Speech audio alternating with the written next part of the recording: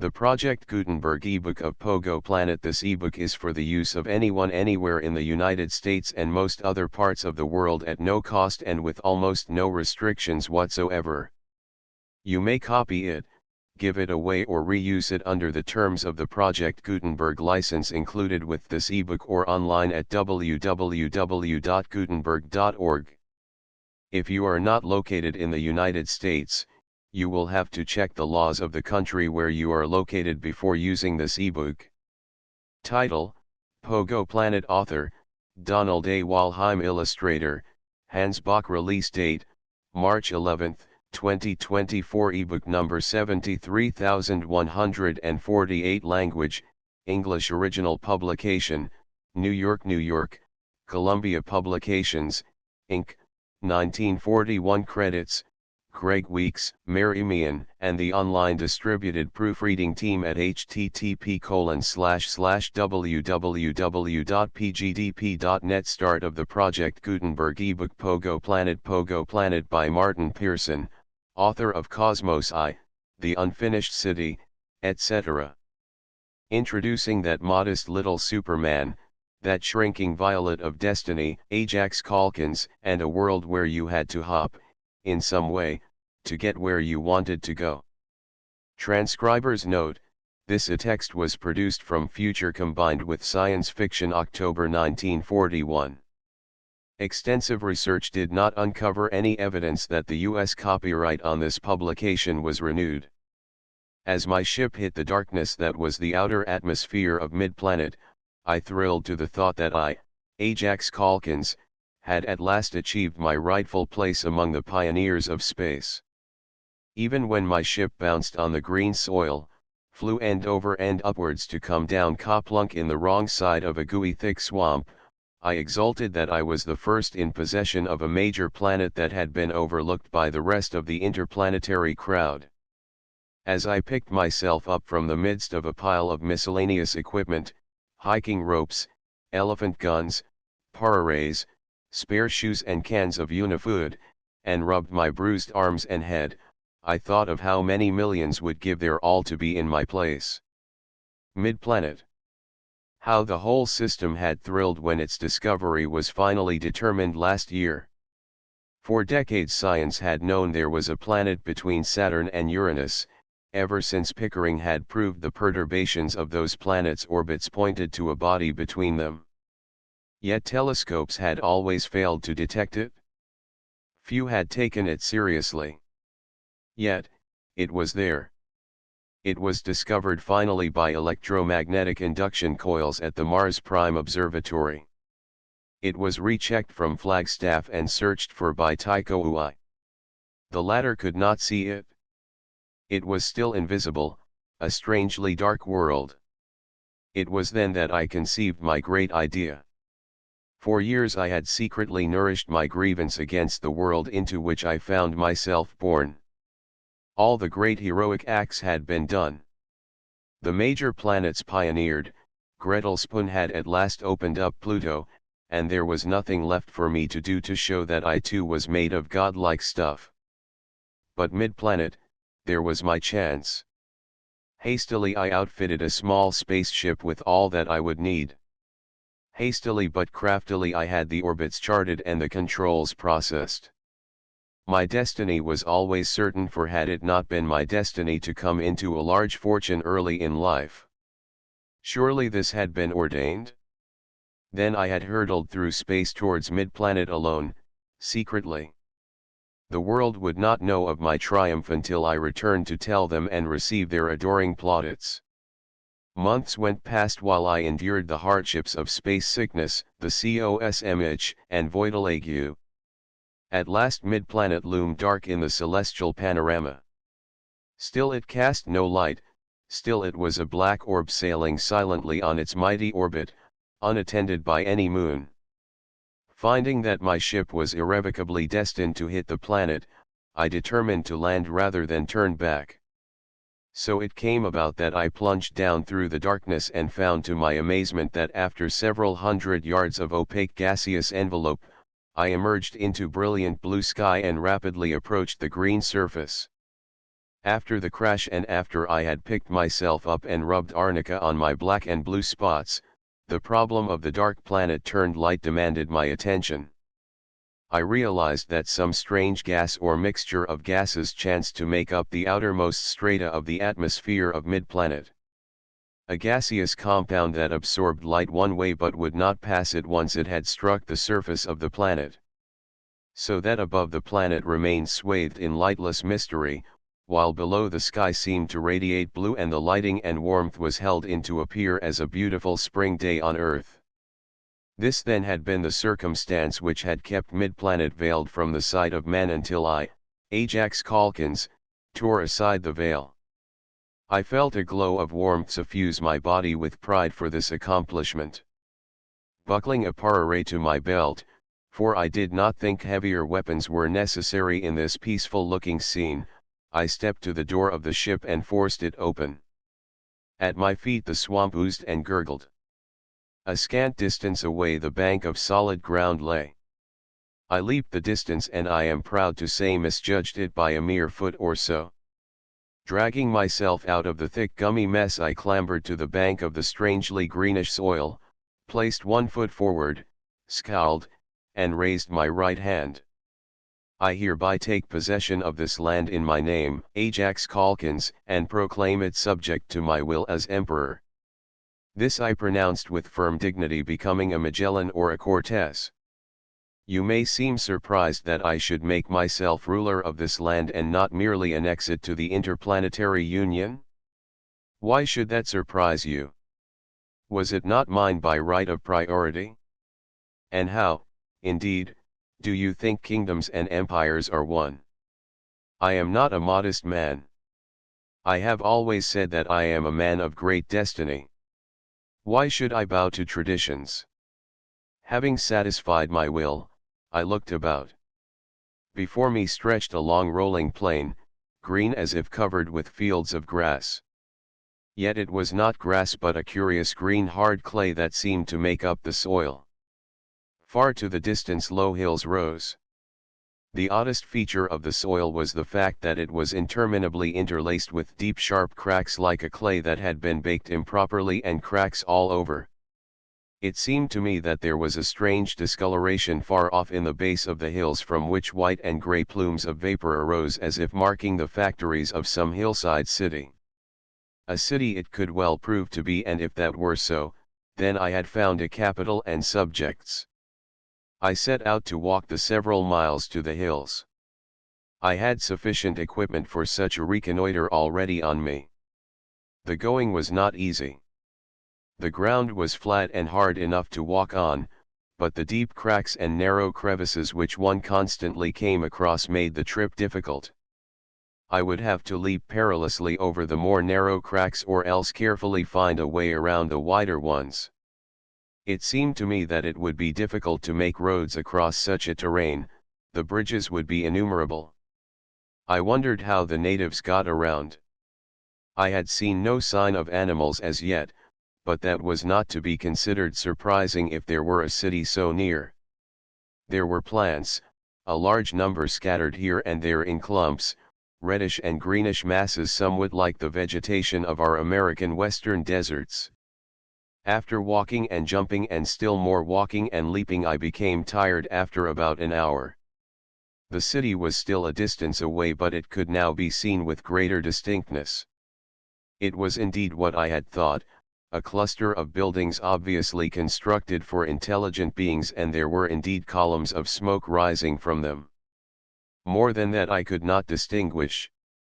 I had come across no roads as yet, which was odd if this were a city, though comprehensible considering the nature of the ground. At last I saw a building of some sort in my path. It was a small structure, hardly more than a framework construction of clay. I made my way to it and looked at it. The building itself was nothing, just a framework as I had said. It was what was propped up beside it that puzzled and amazed me. It was a 9-foot cylinder of shining metal. About the middle of this metal shaft was fixed a circular frame. there were a number of what might be controls set in the cylinder just above this central railwork and a large mass like a donut running underneath the metal hoop which might have held an engine of some sort. The bottom of the shaft was capped by a large rubbery mass. I could not figure out what this was. I stood it upright, it was not too heavy, and looked at it from all directions. It was a puzzle. Then I climbed onto the hoop affixed to its middle and sat down. The central shaft ran between my legs, the engine was under me and the controls faced me. It occurred to me that here was a machine designed to be operated by someone in my position and of my general size. Because I am afraid of nothing, I touched the controls and pressed them. Below me there was a sort of murmuring and rumbling. Then the cylinder seemed to vibrate slightly, to grow more tense. I grasped the metal bar tightly. There was a terrifying hiss and then a terrific crash and the cylinder suddenly hurtled into the air. I held on for dear life, my composure dreadfully shaken. The whole machine bounced upwards into the air and then came down on its rubber-capped bottom. I held on. It hit, a shaft within the cylinder contracted and absorbed the shock and suddenly flicked out again and up we went. As I grasped the main tube for dear life I realized what it was. A pogo stick. A giant, mechanically controlled, powered pogo stick. Up and down, jarring and violent, down and up. I was dizzy and ill and I didn't know how to stop it. It was progressing madly in the general direction of the city. I pushed buttons wildly when I wasn't holding on for dear life but I didn't seem to get the right combination. The stick would hurtle wildly forward into the air many dozens of feet then come down to hit the earth with a shock, contract, and then recoil violently again and up with a sickening jolt into the air again. I saw that it was a means for travel over terrain impassable because of its crevices and cracks to wheeled vehicles or beings on foot. I saw this as the unguided power pogo came down directly into a narrow crack. The capped bottom slid between the sides, the engine box hit the sides of the narrow cleft hard, there was a terrific kick and the shaft hit out again futilely in the airy emptiness of the depth below it, and I went sailing out head over heels to land several yards away in the midst of a band of mid-planetarians. The next thing I knew I was being pinned down by a number of grey fuzzy arms while a kangaroo looked down at me and questioned me in a squeaky language. At least it looked like a kangaroo for it had the giant legs and the long powerful tail of one, it had upstanding mousy ears, a pointed rodent-like face, and a mammalian body covered with short grey-brown hair. Around its waist was strapped a belt-like harness from which several pouches were slung. In one hand it held a weapon like a sort of combination of pistol and slingshot. Naturally I did not answer its questions. It, the chief kangaroo man, shrugged its shoulders and motioned to its fellows who were holding me down. They allowed me to get to my feet when I was surprised to find that I was still all in one piece and that they had not touched my equipment including my parare. A little distance away was standing a simply gigantic power pogo, towering a couple of dozen feet high, with a large circular platform set around its middle. Facing that they started to walk towards there. Started, I say, for they walked in kangaroo leaps and I simply fell when they tried to make me do the same. They picked me up bodily and bounded over and up to the platform. There they hold on to straps attached to the main cylinder and waited. I think I must have fainted because I have no recollection of the trip outside of a nightmare of terrible leaps and falls. When I came to again it was in the city by the hills. Several of the creatures were standing around me trying to question me in their odd language and, of course, making no headway. I felt that this was not the time to inform them of my imperial accession. I was not sure that they were the most fitting inhabitants of this world to receive that honor. There might be other intelligent races inhabiting the same planet even as there are on Venus. Accordingly I kept my mouth shut and stared them down. That was a feat of which I could be proud considering the odd nature of their eyes and faces. Finally they led me away in short bounds to a building and up a ramp to a room. There they thrust me and closed the door. The room was large, partly open to an interior patio. But it had another inhabitant. A girl. She was standing by the open semi-balcony staring into the courtyard. When I exclaimed, she turned sharply and looked at me. She was dressed surprisingly like an Earth girl, she looked very much like the Earth type. I congratulated myself on having picked for my empire a planet which held a race so similar to my own. But my hopes were dashed 2 seconds later when she opened her mouth and said in perfect English, "Hello, stranger, how'd you get to mid-planet so soon?" I recovered my composure and introduced myself modestly, not telling her of the position I had taken upon myself. "And who are you?" I asked. "Oh, I'm Nadia Landor and I came with the official IU expedition. Our ship is about 30 miles away and I came here on a geological survey in a single-seater flyer." I stopped to say hello, but our hosts don't seem to know the meaning of the word. "Oh," I said and fell silent. What was I to say? I had been so certain that I could get to mid-planet first and now it seemed that the Union had beaten me out again. Then, I squared my shoulders. This was no way for Ajax Calkins, emperor of at least half mid-planet, to act. My destiny would see me through. "You need have no fear," I said. "I will find a way for us to escape." She looked at me oddly and smiled. "Oh, that's all settled. We'll escape immediately if you want to. I've fixed things with our buggy friend." "With whom?" I gasped. "Why, haven't you seen the buggers yet? Look, there's Bosco in the yard." She beckoned to the inner courtyard. I went over to her side and looked. In the courtyard, standing just below us stood a monstrous insect. A thing somewhat larger than a horse. A big squat compact-looking broad-backed creature. For a moment I stared at it without comprehension and then suddenly its appearance struck a responsive chord in my brain. It was a flea, a gigantic flea. "Isn't he cute?" murmured Nadia. "He's agreed to help us escape." "He's what? Do you mean to say he's—" I started. "Intelligent," she finished. "Yes, the buggers have a rather high intelligence. Not as good as our kangaroo friends but nonetheless clever. The fleas are a sort of semi-barbarian group inhabiting a section about 1,000 miles away. This fellow, whom I call Bosco, was captured and doesn't like the idea of making a banquet for some kangaroo holiday." I goggled at the creature and it stared with an interested flicker of its feelers at me. "I'm glad you still have your parare.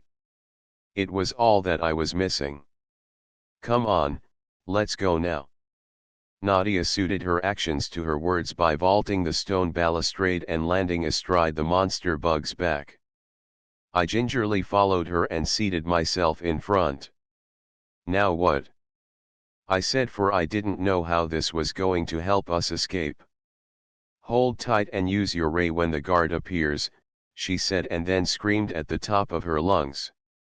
I was nearly paralyzed myself with the sound, but the guard who opened the gate was more so and I beamed him nicely.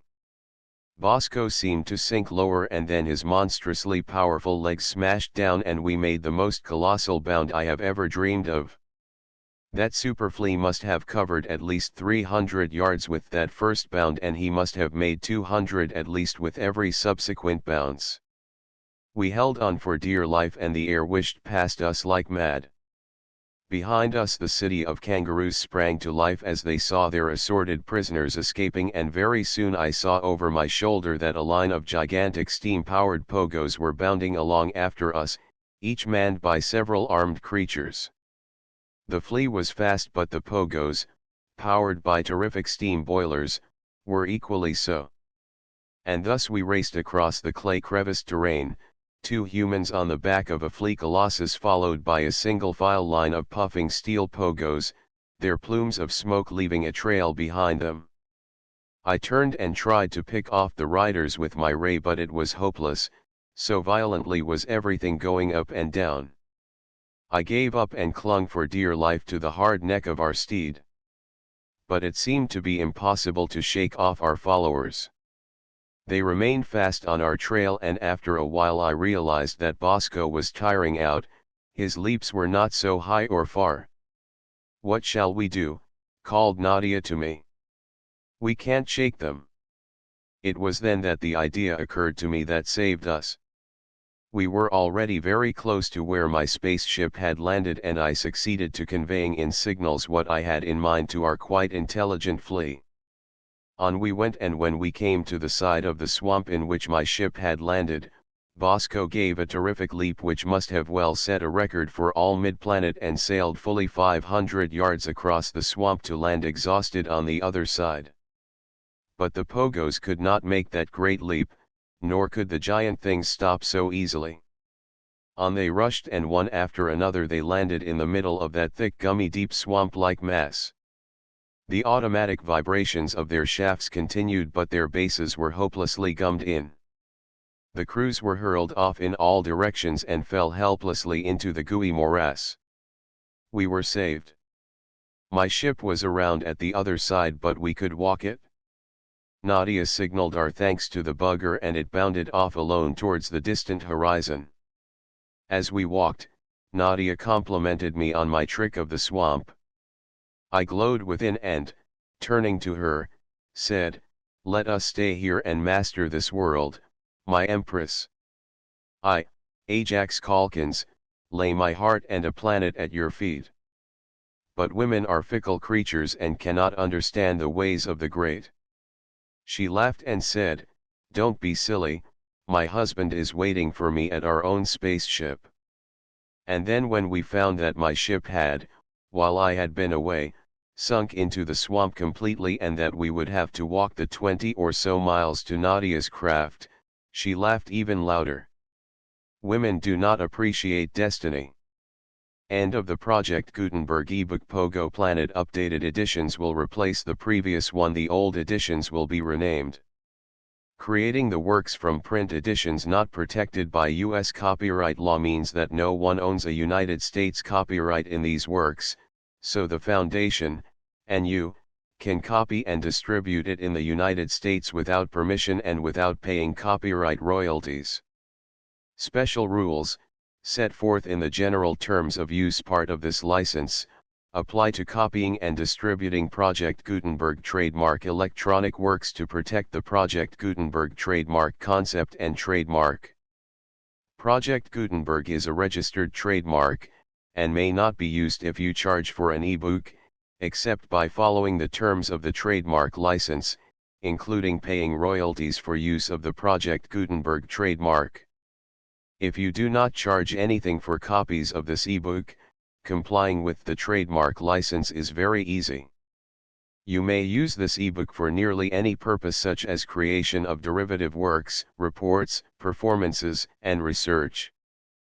Project Gutenberg ebooks may be modified and printed and given away. You may do practically anything in the United States with ebooks not protected by U.S. copyright law.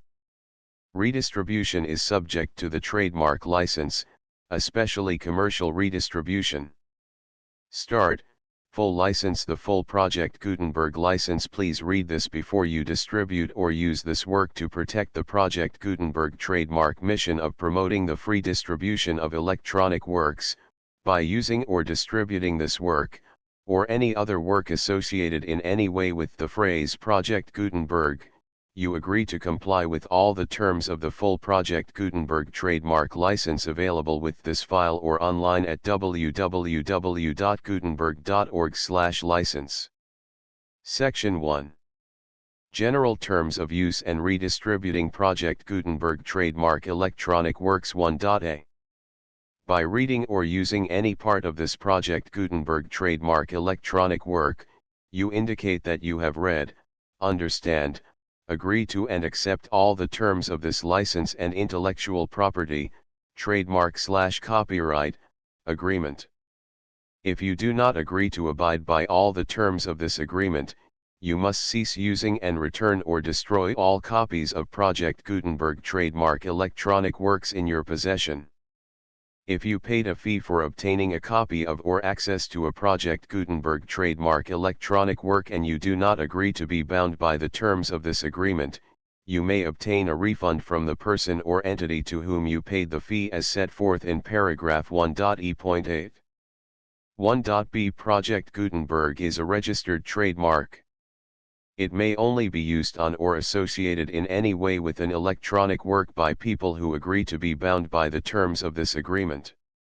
There are a few things that you can do with most Project Gutenberg trademark electronic works even without complying with the full terms of this agreement. See paragraph 1.c below.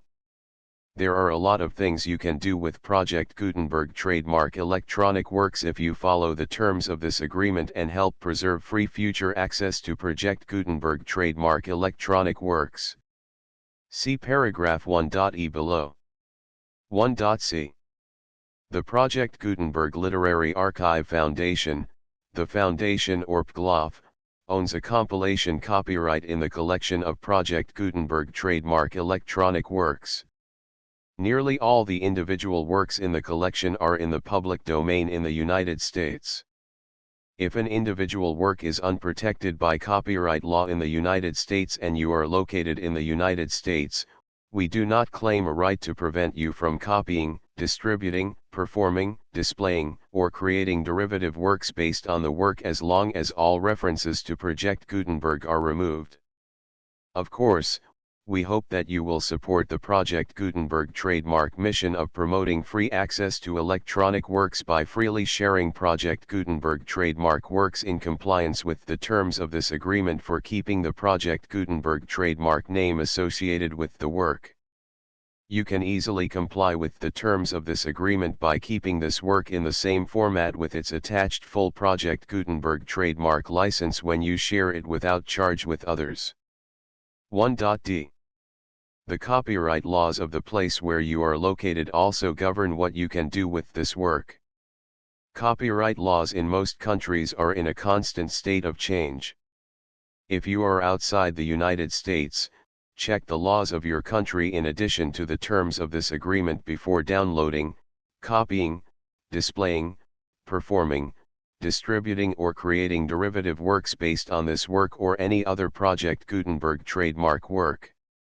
The Foundation makes no representations concerning the copyright status of any work in any country other than the United States.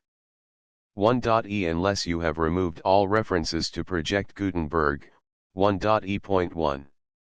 The following sentence, with active links to, or other immediate access to, the full Project Gutenberg trademark license must appear prominently whenever any copy of a Project Gutenberg trademark work, any work on which the phrase Project Gutenberg appears, or with which the phrase Project Gutenberg is associated, is accessed, displayed, performed, viewed, copied or distributed. This ebook is for the use of anyone anywhere in the United States and most other parts of the world at no cost and with almost no restrictions whatsoever. You may copy it, give it away or reuse it under the terms of the Project Gutenberg license included with this ebook or online at www.gutenberg.org. If you are not located in the United States, you will have to check the laws of the country where you are located before using this ebook. 1.e.2. If an individual Project Gutenberg trademark electronic work is derived from texts not protected by U.S. copyright law, does not contain a notice indicating that it is posted with permission of the copyright holder, the work can be copied and distributed to anyone in the United States without paying any fees or charges. If you are redistributing or providing access to a work with the phrase Project Gutenberg associated with or appearing on the work, you must comply either with the requirements of paragraphs 1.e.1 through 1.e.7 or obtain permission for the use of the work and the Project Gutenberg trademark as set forth in paragraphs 1.e.8 or 1.e.9. 1.e.3. If an individual Project Gutenberg trademark electronic work is posted with the permission of the copyright holder, your use and distribution must comply with both paragraphs 1.e.1 through 1.e.7 and any additional terms imposed by the copyright holder. Additional terms will be linked to the Project Gutenberg trademark license for all works posted with the permission of the copyright holder found at the beginning of this work. 1.e.4. Do not unlink or detach or remove the full Project Gutenberg trademark license terms from this work, or any files containing a part of this work or any other work associated with Project Gutenberg trademark. 1.e.5. Do not copy, display, perform, distribute or redistribute this electronic work, or any part of this electronic work, without prominently displaying the sentence set forth in paragraph 1.e.1 with active links or immediate access to the full terms of the Project Gutenberg trademark license. 1.e.6. You may convert to and distribute this work in any binary, compressed, marked up, non-proprietary or proprietary form, including any word processing or hypertext form. However, if you provide access to or distribute copies of a Project Gutenberg trademark work in a format other than plain vanilla ASCII or other format used in the official version posted on the official Project Gutenberg trademark website, www.gutenberg.org, you must, at no additional cost, fee, or expense to the user, provide a copy, a means of exporting a copy, or a means of obtaining a copy upon request, of the work in its original plain vanilla ASCII or other form. Any alternate format must include the full Project Gutenberg trademark license as specified in paragraph 1.e.1. 1.e.7. Do not charge a fee for access to, viewing, displaying, performing, copying or distributing any Project Gutenberg trademark works unless you comply with paragraph 1.e.8 or 1.e.9. 1.e.8. You may charge a reasonable fee for copies of or providing access to or distributing Project Gutenberg trademark electronic works provided that, you pay a royalty fee of 20% of the gross profits you derive from the use of Project Gutenberg trademark works calculated using the method you already use to calculate your applicable taxes. The fee is owed to the owner of the Project Gutenberg trademark, but he has agreed to donate royalties under this paragraph to the Project Gutenberg Literary Archive Foundation. Royalty payments must be paid within 60 days following each date on which you prepare, or are legally required to prepare, your periodic tax returns. Royalty payments should be clearly marked as such and sent to the Project Gutenberg Literary Archive Foundation at the address specified in Section 4, Information about donations to the Project Gutenberg Literary Archive Foundation. You provide a full refund of any money paid by a user who notifies you in writing, or by email, within 30 days of receipt that he does not agree to the terms of the full Project Gutenberg trademark license. You must require such a user to return or destroy all copies of the works possessed in a physical medium and discontinue all use of and all access to other copies of Project Gutenberg trademark works.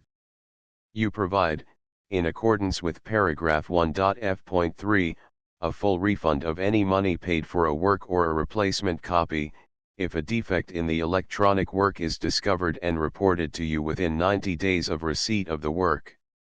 You comply with all other terms of this agreement for free distribution of Project Gutenberg trademark works.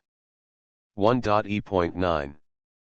If you wish to charge a fee or distribute a Project Gutenberg trademark electronic work or group of works on different terms than are set forth in this agreement, you must obtain permission in writing from the Project Gutenberg Literary Archive Foundation, the manager of the Project Gutenberg trademark. Contact the Foundation as set forth in Section 3 below. 1.f.1.f.1. Project Gutenberg volunteers and employees expend considerable effort to identify, do copyright research on, transcribe and proofread works not protected by U.S. copyright law in creating the Project Gutenberg trademark collection. Despite these efforts, Project Gutenberg trademark electronic works, and the medium on which they may be stored, may contain defects, such as, but not limited to, incomplete, inaccurate or corrupt data, transcription errors, a copyright or other intellectual property infringement, a defective or damaged disk or other medium, a computer virus, or computer codes that damage or cannot be read by your equipment. 1.f.2 Limited warranty, disclaimer of damages, except for the right of replacement or refund described in paragraph 1.f.3, the Project Gutenberg Literary Archive Foundation, the owner of the Project Gutenberg trademark, and any other party distributing a Project Gutenberg trademark electronic work under this agreement, disclaim all liability to you for damages, costs, and expenses, including legal fees. You agree that you have no remedies for negligence, strict liability, breach of warranty or breach of contract except those provided in paragraph 1.f.3. You agree that the foundation, the trademark owner, and any distributor under this agreement will not be liable to you for actual, direct, indirect, consequential, punitive, or incidental damages even if you give notice of the possibility of such damage. 1.f.3 Limited right of replacement or refund. If you discover a defect in this electronic work within 90 days of receiving it, you can receive a refund of the money, if any, you paid for it by sending a written explanation to the person you received the work from. If you received the work on a physical medium, you must return the medium with your written explanation. The person or entity that provided you with the defective work may elect to provide a replacement copy in lieu of a refund. If you received the work electronically, the person or entity providing it to you may choose to give you a second opportunity to receive the work electronically in lieu of a refund. If the second copy is also defective, you may demand a refund in writing without further opportunities to fix the problem. 1.f.4 Except for the limited right of replacement or refund set forth in paragraph 1.f.3, this work is provided to you as is, with no other warranties of any kind, express or implied, including but not limited to warranties of merchantability or fitness for any purpose. 1.f.5 Some states do not allow disclaimers of certain implied warranties or the exclusion or limitation of certain types of damages. If any disclaimer or limitation set forth in this agreement violates the law of the state applicable to this agreement, the agreement shall be interpreted to make the maximum disclaimer or limitation permitted by the applicable state law. The invalidity or unenforceability of any provision of this agreement shall not void the remaining provisions. 1.f.6 Indemnity.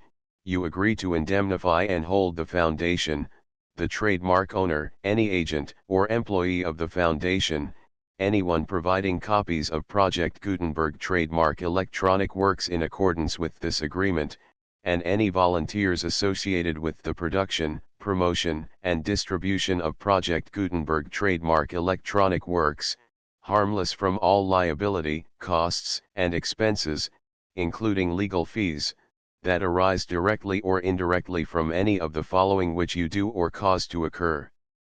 A. Distribution of this or any Project Gutenberg trademark work. B.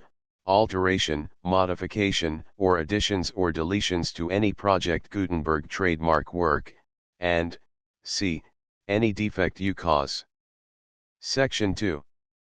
Information about the mission of Project Gutenberg trademark. Project Gutenberg trademark is synonymous with the free distribution of electronic works in formats readable by the widest variety of computers including obsolete, old, middle-aged, and new computers. It exists because of the efforts of hundreds of volunteers and donations from people in all walks of life. Volunteers and financial support to provide volunteers with the assistance they need are critical to reaching Project Gutenberg trademark's goals and ensuring that the Project Gutenberg trademark collection will remain freely available for generations to come. In 2001, the Project Gutenberg Literary Archive Foundation was created to provide a secure and permanent future for Project Gutenberg trademark and future generations. To learn more about the Project Gutenberg Literary Archive Foundation and how your efforts and donations can help, see sections 3 and 4 and the Foundation information page at www.gutenberg.org. Section 3. Information about the Project Gutenberg Literary Archive Foundation. The Project Gutenberg Literary Archive Foundation is a non-profit 501(c)(3) educational corporation organized under the laws of the state of Mississippi and granted tax-exempt status by the Internal Revenue Service. The Foundation's IN or Federal Tax Identification Number is 64-6221541. Contributions to the Project Gutenberg Literary Archive Foundation are tax-deductible to the full extent permitted by U.S. federal laws and your state's laws. The Foundation's business office is located at 809 North 1500 West, Salt Lake City, Utah 841-16808-596-1887. Email contact links and up-to-date contact information can be found at the Foundation's website and official page at www.gutenberg.org/contact section 4. Information about donations to the Project Gutenberg Literary Archive Foundation. Project Gutenberg trademark depends upon and cannot survive without widespread public support and donations to carry out its mission of increasing the number of public domain and licensed works that can be freely distributed in machine-readable form accessible by the widest array of equipment including outdated equipment. Many small donations, $1 to $5,000, are particularly important to maintaining tax-exempt status with the IRS. The Foundation is committed to complying with the laws regulating charities and charitable donations in all 50 states of the United States. Compliance requirements are not uniform and it takes a considerable effort, much paperwork, and many fees to meet and keep up with these requirements. We do not solicit donations in locations where we have not received written confirmation of compliance. To send donations or determine the status of compliance for any particular state, visit www.gutenberg.org/donate. While we cannot and do not solicit contributions from states where we have not met the solicitation requirements, we know of no prohibition against accepting unsolicited donations from donors in such states who approach us with offers to donate. International donations are gratefully accepted, but we cannot make any statements concerning tax treatment of donations received from outside the United States. U.S. laws alone swamp our small staff. Please check the Project Gutenberg web pages for current donation methods and addresses. Donations are accepted in a number of other ways including checks, online payments, and credit card donations. To donate, please visit www.gutenberg.org/donate. Section 5. General information about Project Gutenberg trademark electronic works. Professor Michael S. Hart was the originator of the Project Gutenberg trademark concept of a library of electronic works that could be freely shared with anyone. For 40 years, he produced and distributed Project Gutenberg trademark ebooks with only a loose network of volunteer support. Project Gutenberg trademark ebooks are often created from several printed editions, all of which are confirmed as not protected by copyright in the U.S. unless a copyright notice is included. Thus, we do not necessarily keep ebooks in compliance with any particular paper edition. Most people start at our website, which has the main PG search facility, www.gutenberg.org. This website includes information about Project Gutenberg trademark, including how to make donations to the Project Gutenberg Literary Archive Foundation, how to help produce our new ebooks, and how to subscribe to our email newsletter to hear about new ebooks. Pogo Planet, the full Project Gutenberg license.